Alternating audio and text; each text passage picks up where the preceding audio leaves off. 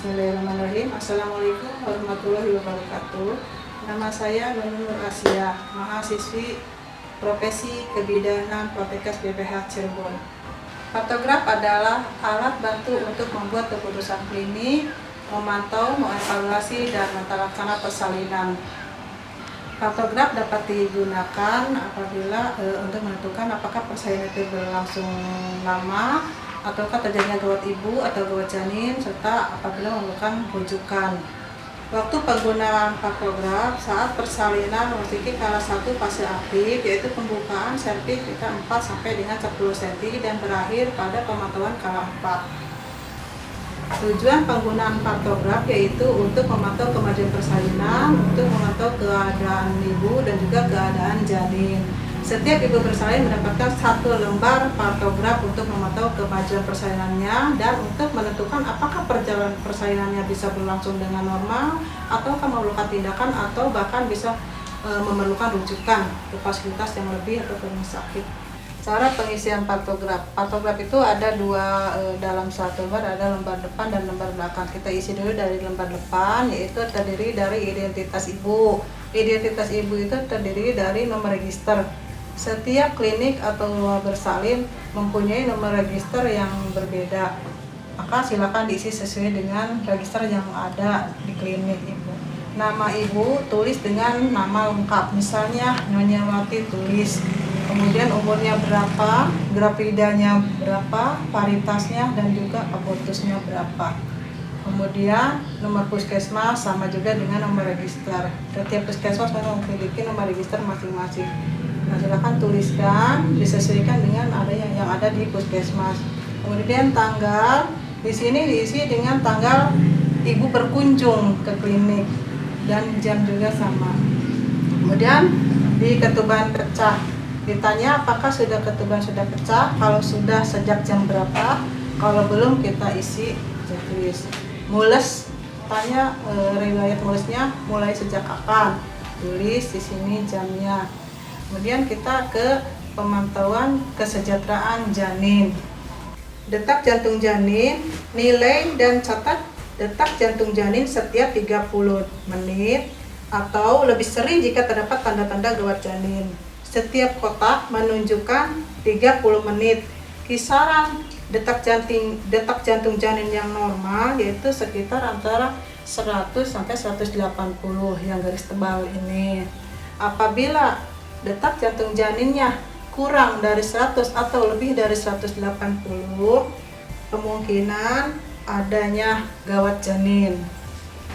Beri tanda titik pada detak jantung janin di kisaran angka 100 sampai 180 dari hasil pemeriksaan. Beri tanda titik, kemudian hubungkan titik 1 dengan titik yang berikutnya. Warna dan adanya air ketuban. Catat warna air ketuban setiap melakukan pemeriksaan vagina menggunakan lambang-lambang yaitu U apabila selaput ketuban utuh, dengan lambang J apabila selaput ketuban pecah dan air ketubannya warnanya jernih.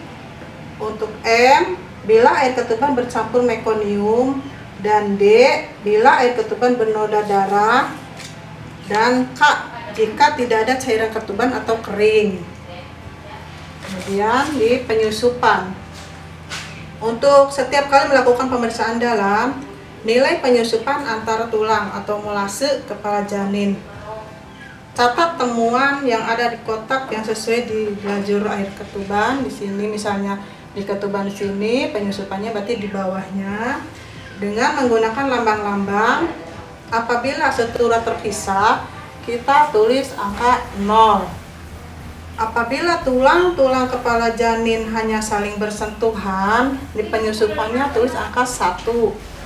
Apabila struktura tumpang tindih tetapi masih dapat diperbaiki, tulis angka 2. Dan apabila struktura tumpang tindih dan tidak dapat diperbaiki, dengan lambang angka 3. Struktura atau tulang kepala saling tumpang tindih menandakan kemungkinan adanya CPD atau cephalopelvic disproportion. Di sini kolom kemajuan persalinan.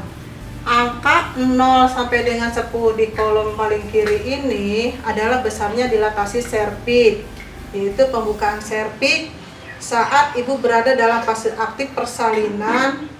Di sini nilai dan catat pembukaan setiap 4 jam. Cantumkan tanda silang. Tanda silang di garis waktu yang sesuai dengan lajur besarnya pembukaan serviks. Kemudian penurunan bagian terendah janin. Untuk menentukan penurunan kepala janin tercantum angka 1 sampai dengan 5 yang sesuai dengan metode perlimaan. Tuliskan angka turunnya kepala janin dengan garis tidak terputus dari 0 sampai 5. Beri tanda 0 pada garis waktu yang sesuai. Ini garis waspada. Ini ada garis waspada. Dimulai pada pembukaan serviks 4 cm atau jam ke-0. Di sini jam ke-0 dan berakhir pada titik di mana pembukaan lengkap, yaitu 6 jam berikutnya. Mengarah ke sebelah kanan garis waspada, maka harus dipertimbangkan adanya penyulit. Apabila udah melewati garis waspada dan pindah ke bertindak, harus diwaspadi adanya penyimpangan. Garis bertindak tertera sejajar dan di sebelah kanan berjarak 4 jam dari garis waspada. Jika pembukaan serviks telah melampaui dan berada di sebelah kanan garis bertindak, maka menunjukkan perlu dilakukan tindakan untuk menyelesaikan persalinan. Sebaiknya ibu harus berada di tempat rujukan sebelum garis bertindak melampaui. Jadi sebelum melewati garis ini harusnya sudah ada tindakan untuk melakukan rujukan ke fasilitas yang lebih atau ke rumah sakit. Kolom ini untuk menentukan jam dan waktu. Waktu mulainya fase aktif persalinan. Setiap kotak ini menyatakan 1 jam sejak dimulainya fase aktif persalinan. Waktu aktual saat pemeriksaan atau persalinan yaitu cantumkan tanda silang tadi di waspada, nanti di sini jamnya ditulis. Misalnya pembukaan 5 berarti ada di kolom di sini. Kontraksi atau his dihitung setiap dalam 10 menit, yaitu 5 kotak ini berapa kali dalam 10 menit. Apabila lamanya kontraksi kurang dari 20 detik, di kotak ini ditandain dengan titik-titik. Dan apabila lamanya kontraksi sekitar 20-40 detik, kita beri tanda garis-garis di kotak yang sesuai dengan menyatakan kontraksi itu. Kemudian apabila lamanya kontraksinya lebih dari 40 detik, kita isi penuh kotak sesuai dengan menyatakan kontraksi lamanya dan berapa kali dalam 10 menit. Obat-obatan dan cairan yang diberikan. Di sini ada oksitosin. Jika tetesan drip sudah dimulai, dokumentasikan setiap 30 menit jumlah unit oksitosin yang diberikan per volume cairan dan dalam satuan tetes per menit. Misalnya 10 unit dalam berapa tetes. Nah, kemudian obat lain dan cairan intravena, catat semua dalam kotak yang sesuai dengan kolom waktunya. Di sini misalnya oksitosin 10 unit, di bawahnya misalnya 20 tetes per menit. Nah, kalau obat dan cairan di sini misalnya RL. Nah, di sini kondisi ibu. Kondisi ibu itu terdiri dari nadi, tekanan darah, suhu, dan volume air urin. Nadi di sini dicatat setiap 30 menit. Beri tanda titik pada kolom yang sesuai. Untuk tekanan darah dicatat setiap 4 jam atau lebih sering jika diduga ada penyulit. Beri tanda panah pada kartograf pada kolom waktu yang sesuai. Kemudian untuk di sini suhu tubuh diukur dan dicatat setiap 2 jam atau lebih sering jika terjadi peningkatan mendadak atau diduga ada infeksi. Catat suhu tubuh pada kotak yang sesuai. Kemudian di sini ada volume urin. Di sini ukur dan catat jumlah produksi urin setiap 2 jam atau setiap ibu berkemih. Jika memungkinkan, lakukan pemeriksaan aseton dan protein dalam urin. Lembar belakang partograf merupakan catatan persalinan yang berguna untuk mencatat proses persalinan, yaitu data dasar kala 1, kala 2, kala 3, kala 4, dan bayi baru lahir. Data dasar terdiri dari tanggal, nama bidang, tempat persalinan, alamat tempat bersalinan, catatan, alasan merujuk, tempat merujuk, pendamping saat merujuk, dan masalah dalam kehamilan dan persalinan ini. Kala 1 terdiri dari pertanyaan-pertanyaan tentang partograf saat melewati garis waspada, masalah lain yang timbul, penata laksanaan, dan hasil penata laksanaannya. Nah, terus ini kala 2. Kala 2 terdiri dari episiotomi, pendamping persalinan, gawat janin, distosia bahu, dan masalah dan penata laksanaannya. Kala 3 berisi informasi tentang lamanya kala 3, pemberian oksitosin, penegangan tali pusat terkendali, masa secundus uteri, plasenta lahir, plasenta atau plasenta tidak lahir lebih dari 30 menit, kemudian laserasi, atonia uteri, jumlah perdarahan, dan masalah lain, serta penata laksanaan masalah tersebut dan hasilnya. Kala 4 berisi tentang data tekanan darah, nadi, suhu tubuh, tinggi fundus uteri, kontraksi uterus, kandung kemih, dan perdarahan. Langsung ke bayi baru lahir. Bayi baru lahir berisi tentang berat badan, panjang badan, jenis kelamin, penilaian bayi baru lahir, pemberian ASI, masalah lain, dan hasilnya. Di sini akan memberikan contoh kasus, yaitu misal pasien dengan nomor register 00011111, nama ibu Nyonya Wati, usia 21 tahun, grafida 1, paritasnya 0, abortusnya 0. Tanggal berkunjung pada tanggal 25 bulan 12 2020 jam 08. Si pasien ditanya ketuban belum pecah, jadi di sini negatif.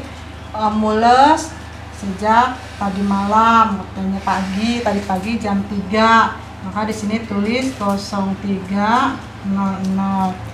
Nah, begitu. Untuk menentukan kemajuan persalinan dilihat dari pembukaan dulu. Apabila pembukaan sudah masuk ke fase aktif, baru kita tulis misalnya si Wati ini datang dengan pembukaan 5, maka kita cari di garis waspada angka 5, kita kasih tanda silang 5. Nah, untuk penentuan penulisan jamnya berarti ada di sebelah kanan jam 08. Nah, kemudian di penurunan kepalanya, perlimaannya, di situ ada 2/5, kita kasih lingkaran di sini. Nah, kita terus ke atas dulu ke keadaan janin, dilihat keadaan janinnya, jantung janinnya berapa. Nah, luruskan dengan jam pertama tadi kita datang, tadi 135, berarti ada sekitar di sini dengan tanda titik 135. Kemudian air ketuban kan tadi dilihat masih utuh, berarti dengan simbol U, dan penyusupannya tidak ada molase, berarti 0. Nah, kemudian kita turun ke masih keadaan kesejahteraan ibunya, di HIS-nya, kontraksinya kita hitung. Tadi kurang lebih ada 3 kali dalam 10 menit, kisaran 30 detik, berarti kita arsir 3 kali, berarti sampai dengan kotak angka 3. Nah, kemudian oksitosin karena belum dikasih, jadi nggak usah diisi. Kemudian juga dengan cairan juga, kalau misalnya udah dikasih cairan infus. Berarti di sini misalnya kasih cairan infus RL 20 tetes. Nah, kemudian ke keadaan ibu, turun disesuaikan kotaknya dengan jam. Misal tekanan darahnya 120/80. Kita kasih tanda panah 120 dan 80, sambungkan. Nah, kemudian nadi misal 88, taruh titik, angkat titik di sini. Nah, kemudian di temperaturnya misalnya 36,4. Kemudian di urin, apabila ibu sudah BAK, ada berapa cc pengeluaran urinnya tulis sini. Contoh bisa 50 cc. Nah, kemudian apakah itu ibu diperiksa protein urinnya? Kalau tidak, berarti nggak usah diisi. Mungkin ini contoh kasus. Nah, apabila sudah, kemudian tinggal mengikuti nanti ke sini kemajuan.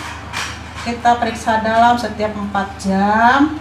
Tapi di sini berarti tulis 09, 10, 11, terkecuali ada indikasi atau misalnya emang ada tanda-tanda kala 2 lengkap misalnya, baru kita lakukan dengan PD lagi, dilihat lagi apakah ada kemajuan dalam pembukaan serviknya.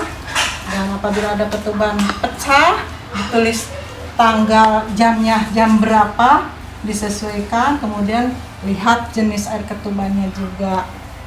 Demikianlah penjelasan saya tentang pengisian partograf. Mohon maaf apabila ada kekurangan. Terima kasih atas perhatiannya. Billahi taufiq wal hidayah. Wassalamualaikum warahmatullahi wabarakatuh.